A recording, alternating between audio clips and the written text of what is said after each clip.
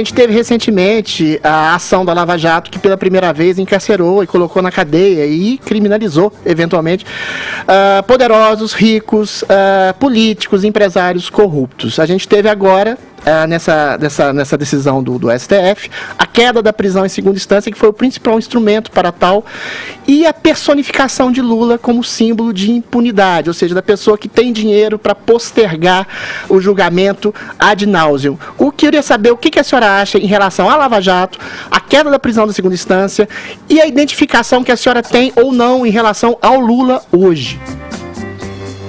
A Lava Jato foi uma grande contribuição para o combate à corrupção no Brasil.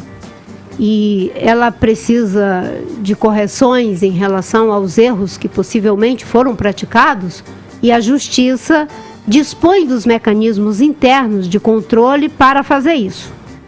Eu temo pela Lava Jato hoje, porque eu vejo uma ação de todos os partidos envolvidos, no sentido de querer enfraquecer essa grande contribuição que foi dada para o Brasil. E o que foi feito com o COAF, já no governo Bolsonaro, é uma demonstração desse enfraquecimento para combater a lavagem de dinheiro. E o governo fica caladinho. Nesse ponto, PT, PSDB, PMDB, PSL ou o partido agora do 38, não é? Todos estão na moita e trabalhando para enfraquecer os mecanismos que levavam e levam ao combate à corrupção. Em relação ao... Lula em segunda instância. A segunda instância, eu sou favorável. Porque, no meu entendimento, já está assegurado o direito à ampla defesa na prisão em segunda instância. Porque, na segunda instância, você já tem todos os elementos comprobatórios para o julgamento.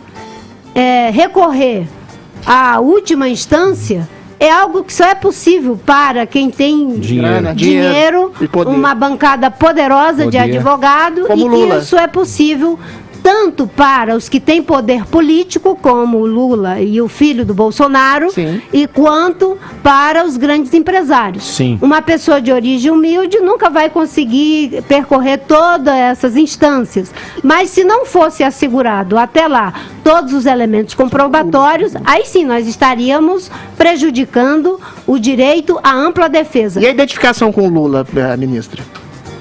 Você quer esclarecer melhor o que é a identificação com o Lula? A senhora foi ministra do Lula durante 5 anos e hoje ele é visto exatamente como um símbolo por muita gente de impunidade em relação à corrupção que ele foi condenado em 3 instâncias ter praticado e visto como um símbolo de impunidade, já que ele foi beneficiado por essa segunda instância. A senhora acha que ele ainda personifica os mais pobres, os excluídos de alguma forma, sendo que hoje ele é um poderoso que foi colocado nas ruas graças a uma situação de impunidade feita pelo STF?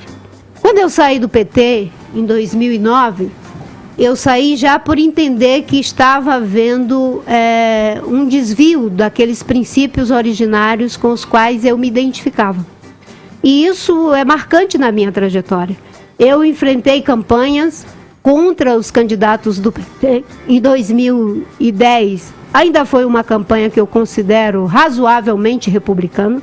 Eu, a Dilma, o Serra, naquele momento, eu achava que era apenas uma disputa política, com pensamentos diferentes, eu defendendo a sustentabilidade, um novo modelo de desenvolvimento, a Dilma e o Serra defendendo um modelo desenvolvimentista, onde a questão ambiental atrapalhava o meio ambiente. Até aí eu achava que era isso.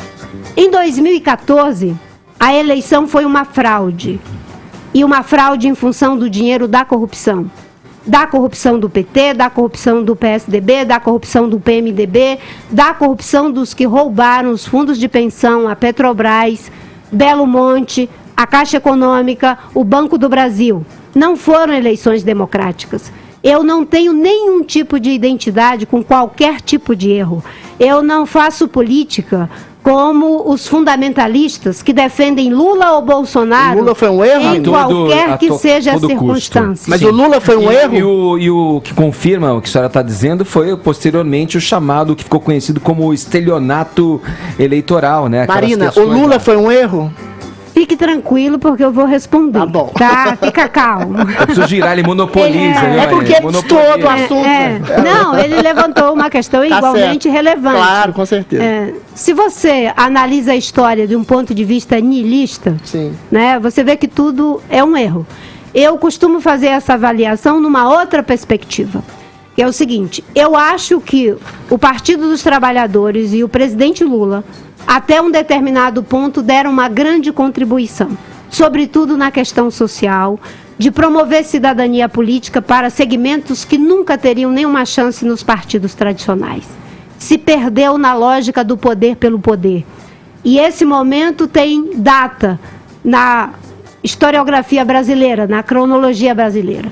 Do mesmo jeito que o PSDB deu uma grande contribuição quando fez o Plano Real e tirou o nosso país daquela situação.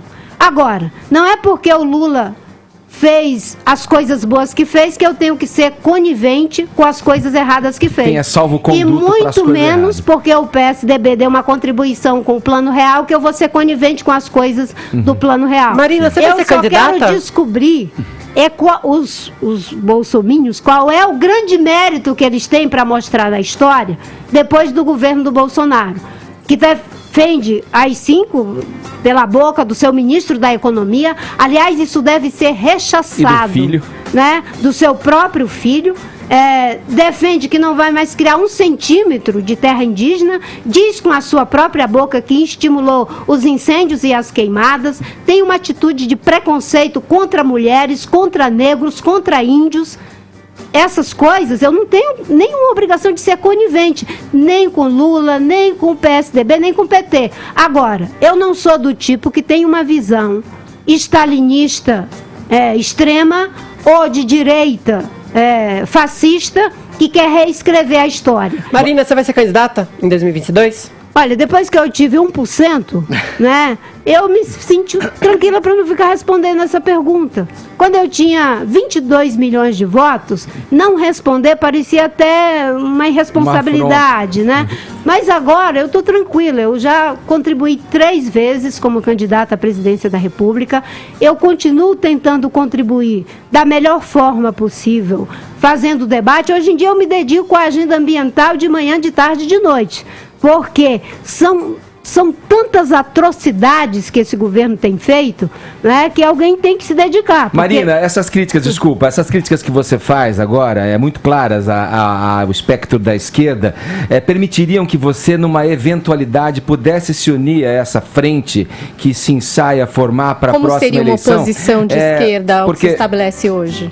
Olha, eu não gosto desses rótulos, mas eu respeito os que se identificam no espectro da esquerda, outros que ficam no centro, outros que ficam na extrema-direita, como é o caso do Bolsonaro.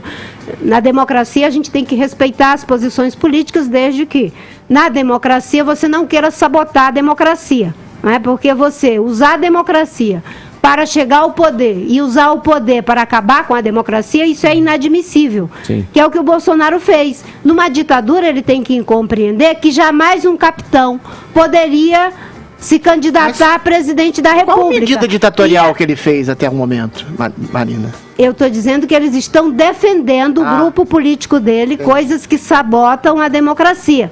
E ele faz a apologia de ditadores. Sim. Ele faz a apologia do Ustra, ele faz a apologia do Pinochet, ele faz a apologia de tudo que é contrário ao que nós estamos fazendo aqui. Perfeito. Essa conversa não aconteceria numa ditadura, correto? Eu duvido que você pudesse fazer as perguntas que está me Sim, fazendo, com certeza. a não ser que fosse para prestar um serviço para alguém que viesse aqui me prender. Porque se eu tivesse aqui, eu ia ter que dizer o que eu estou dizendo. Moura Brasil, para você a palavra. Mariana, só complementando aqui a pergunta do meio, do meu compadre Adrilles, sobre a prisão em segunda instância. A senhora de fato defende há muito tempo a prisão após condenação em segunda instância. Quando houve a decisão do plenário do Supremo Tribunal Federal contra a prisão após condenação em segunda instância, a senhora disse que mesmo discordando, uma decisão judicial do Supremo precisa ser respeitada. Isso obviamente não impede, como a senhora sabe, iniciativas no Congresso Nacional, como a PEC da prisão após condenação em segunda instância, quer dizer, estabelecer de uma vez por todas em lei a obrigatoriedade da prisão para evitar evitar que se dê margem a decisões baseadas conforme a conveniência política da ocasião, etc. A senhora apoia essas medidas? Vai apoiar a tramitação dessas propostas e a aprovação no Congresso Nacional? O meu partido foi, inclusive, um dos a apresentar uma iniciativa, Sim. o senador Radolfo Rodrigues. Claro. É uma posição que nós estamos traduzindo do ponto de vista prático em respeito à decisão da Justiça, porque se o entendimento da Suprema Corte é de que só pode acontecer se for por uma mudança na Constituição, então vamos fazer o percurso da interpretação da mais alta corte e não ficar nessa atitude autoritária de querer desconstituir as instituições. Agora tem um desafio, não é para mim e a rede que apresentamos e estamos trabalhando pela aprovação da PEC. O desafio é para o governo Bolsonaro, para o ministro Sérgio Moro, de trabalhar para aprovar, mobilizar a sua base, não se juntar com os partidos que são contra, como é o caso, isso é a posição histórica também do Partido dos Trabalhadores e de outros partidos.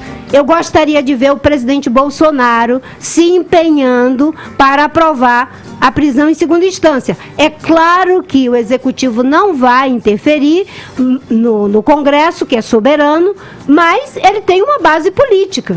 E me parece que não tem dito muitas coisas em relação a esse tema tão importante, até porque ganhou uma eleição fazendo o discurso do combate à corrupção, não é? Como fez vistas grossas para agora o tiro de misericórdia que foi dado no COAF. Sim, Marina. Só um complemento rapidinho, Edgar. É porque houve várias articulações, Davi Alcolumbre, Rodrigo Maia, para adiar para 2020 a votação disso. Houve uma participação do Gilmar Mendes, houve as notícias de que já estão planejando restringir essa PEC da prisão em segunda instância para, por exemplo, impedir que aqueles condenados em segunda instância que foram soltos voltem para a cadeia. A senhora é favorável a que os criminosos que foram libertados após a decisão do Supremo voltem para a cadeia se uma PEC completa? Quer dizer, a senhora é favorável a um texto completo que faça com que, inclusive, os criminosos que foram soltos voltem para a cadeia? Aí depende de uma interpretação da Justiça. Eu não sou advogada para poder falar isso com conhecimento de causa. Né? Historicamente, eu sei que uma lei não pode retroagir para prejudicar. Isso é o básico que se sabe. Eu não sei se tem bases legais, bases constitucionais. Eles fazem uma diferenciação entre a questão penal e processo penal. Isso. Nesse caso poderia. Eu teria que ver os elementos que dão suporte para poder te falar aqui do meu convencimento. Eu sou favorável à prisão em segunda instância, eu defendo ela e pago preço por essa posição. Inclusive, isso não é uma unanimidade, inclusive nas pessoas que estão junto comigo, mas eu não posso aqui te dizer se isso pode retroagir para prejudicar A ou B. O que eu posso te dizer é que a interpretação que foi feita pelo Supremo permitiu que muitos que estavam pagando pelos erros que cometeram agora estejam soltos. E isso é um sinal que é muito crimes ruim. Que cometeram. Exatamente. Isso é um sinal muito ruim para a sociedade brasileira, que o tempo todo vê essa política de pêndulo na interpretação da prisão de segunda instância. Marina Silva, muito obrigado. Eu quero agradecer. Nosso tempo, infelizmente, se esgotou. Já extrapolamos aqui nosso tempo, mas eu queria agradecer a conversa, o papo e tudo que a senhora nos apresentou aqui nessa manhã no Morning Show. Muito obrigado. Como vocês não me perguntaram sobre quais são as alternativas para a política ambiental, eu vou só pedir data venha. Uma linha para dizer, se o ministro Salles recuperar o plano de combate ao desmatamento, se o presidente Jair Bolsonaro tiver a coragem de recompor o orçamento do Ministério do Meio Ambiente, aprovar o programa Agricultura de Baixo Carbono, pegar todas as propostas que já existem e que dão certo, dar força para o programa que está apresentado pelo Carlos Nobre de uma economia para a Amazônia 4.0 e todas as políticas que foram feitas, inclusive durante a minha gestão e de outros governos, a gente tem uma alternativa. O Brasil não precisa opor economia e ecologia. Aliás, nós só somos uma potência agrícola porque somos uma potência hídrica. nós precisaríamos de 50 mil Itaipus para bombear a chuva que a Amazônia joga de graça em São Paulo, no Rio de Janeiro, em Minas Gerais. Sem a Amazônia, isso aqui vira deserto. É isso que o Bolsonaro está fazendo. Se quiserem fazer certo, tem como fazer certo. É possível juntar economia e ecologia. O Brasil pode triplicar sua produção sem precisar derrubar mais uma árvore. Certo, tá bom. Obrigado, Marina Silva, com a gente nessa manhã no Morning Show. Muito obrigado pela presença aqui no Morning Show, Marina. Obrigada a você, um abraço para todos os seus ouvintes.